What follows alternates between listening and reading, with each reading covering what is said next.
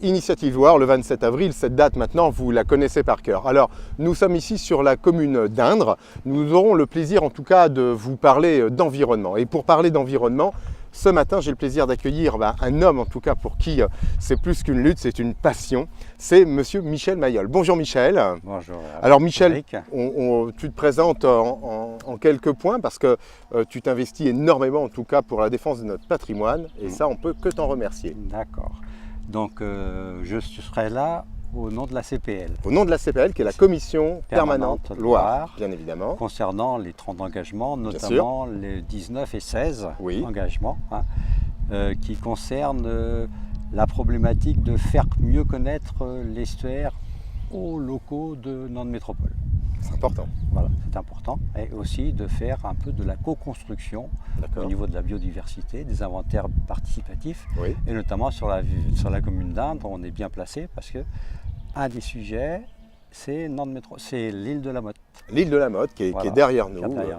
Alors, elle a une particularité, cette île de la Motte, puisqu'elle est préservée. C'est une des rares îles encore qui existent aujourd'hui sur ce qu'on appelle le Grand Estuaire, en tout cas. Elle a des particularités spéciales, Michel, cette île? Pour l'instant, si tu veux, depuis X années, cette île-là n'est pas accessible. Je le sais, oui. Donc, la végétation s'est développée.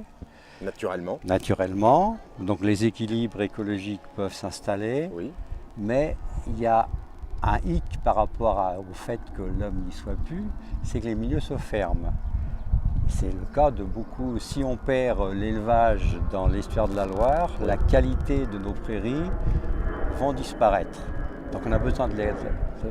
Donc dans le temps, l'île de la Motte était pâturée. Maintenant, il reste encore quelques zones ouvertes, d'où la nécessité d'un plan de gestion pour préserver la biodiversité de cette île. Alors quand on parle de biodiversité, on a aussi une plante emblématique ici sur ce bassin Nantes Métropole, puis elle a un nom qui est formidable, c'est l'angélique. Voilà, l'angélique des estuaires. L'angélique des estuaires. Tu peux nous en décrypter Oui, c'est la cousine.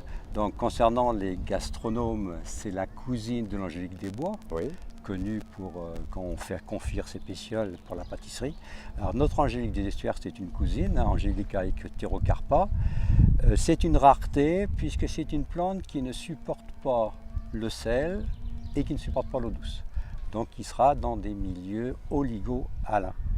Et du fait de tous les aménagements de la Loire depuis 200 ans, si on veut, et surtout accentués donc ces dernières décennies, elle est coincée entre le Couëron et Nantes. D'accord, parce qu'elle ne peut pousser que dans ces milieux oligo-alins et vraiment que sur des dépôts de sable, de vases et de cailloux. Donc elle n'est pas très exigeante, sauf pour le sel.